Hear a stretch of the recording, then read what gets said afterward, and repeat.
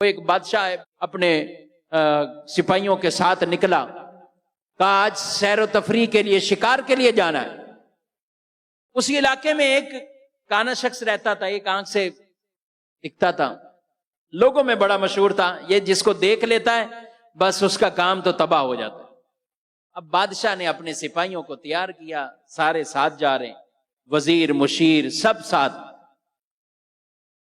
جب راستے میں دیکھا تو بادشاہ نے تو پہلا ملا ہی وہی شخص، کانا شخص ملا۔ بادشاہ کو بڑا غصہ کہ میں اتنی مصروفیات میں سے ٹائم نکال کر آج کے دن شکار کرنے کا جا رہا ہوں اور تجھے بھی آج ہی نکلنا تھا۔ اس نے سپاہیوں کو کہا اس کو گرفتار کرو۔ کیا کرنا ہے؟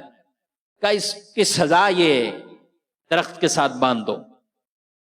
درخت کے ساتھ باندھ دیا، کہا آئندہ نکلے گا نہیں، صبح صبح نہ نکلا کرے، لوگوں کو نظر آتا ہے اور لوگوں کے کام خراب ہوتے ہیں۔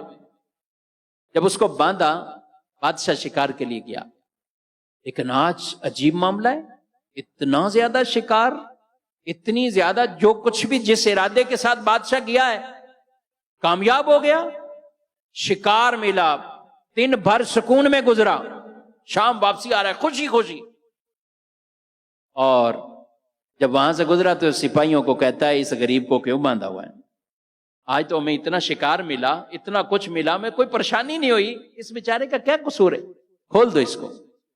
جب اس کو کھول دیا، اس آدمی نے کہا بادشاہ سلامت، جان کی امان پاؤں، ایک سوال کرنا چاہتا ہوں۔ بادشاہ نے کہا بولو کیا سوال ہے؟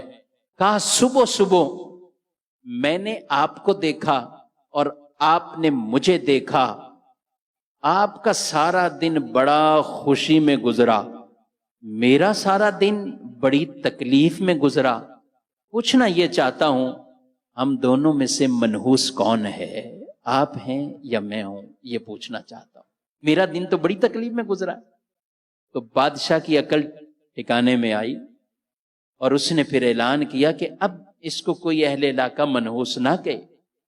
تو جو لوگ ایسوں کو دیکھ کر ہی خود ہی اپنی طور پہ نحوست بنا لے، تو اس لیے سفر کے مہینے میں ہماری کوئی بھی اس طرح کے معاملات، عبادت کرتے رہنا چاہیے، ویسے ہی کرتے رہنا چاہیے، لیکن کچھ لوگ بطور خاص کچھ چنے بانٹتے ہیں، کچھ یہ کرتے ہیں، کہتے ہیں اگر نہیں کریں گے تو ہمیں مصیبتیں آئیں گی۔ بھائی سال ثواب کے لیے جو بھی کام کرنا ہے کریں، مگر یہ سوچ رکھ کر نہ کریں کہ یہ نہ کیا تو پھر ہمارے اوپر مصیبتیں آئیں گی۔